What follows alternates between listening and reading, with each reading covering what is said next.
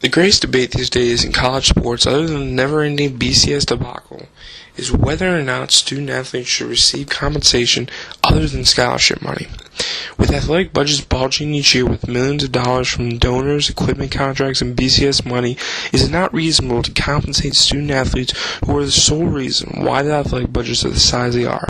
We are in an era when major college athletic budgets are bigger than most professional sports team budgets. For example, the Ohio State University athletic budget is an enormous $109 million and continues to grow each year. With athletic budgets as big as they are, student-athletes should receive compensation other than scholarship money. Schools are making millions off their athletes, while players are receiving a free education. But is it fair for the student-athletes who likely want to play professionally in his or her sport? Is it fair for the schools to campaign student-athletes for awards such as the Heisman Trophy when the athlete has no chance of cashing in on his or her performance? Both of these questions are fair points, but they also raise counter-arguments for proponents of the idea of compensating student-athletes, such as how would it be regulated and who would everyone receive compensation. For those who argue there's no way to regulate how to pay athletes and who should get paid, I have a very simple solution. In a plan that would include compensating all student-athletes, I call for the implementation of a plan like the work-study program that is currently in use.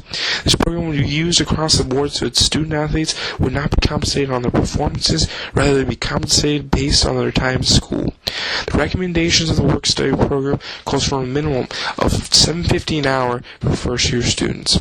The hourly wage would increase by 50 cents each year they enroll in school.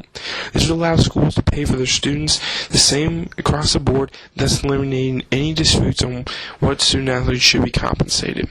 With athletic budgets making millions on student-athletes from equipment contracts, television contracts, and donors, and BCS money, something needs to be done to protect these athletes from being exploited.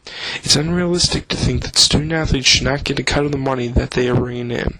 In the world of college athletics, in which athletic budgets are 9 figures, college coaches are receiving 7-figure salaries, and student-athletes should receive compensation other than just scholarship money.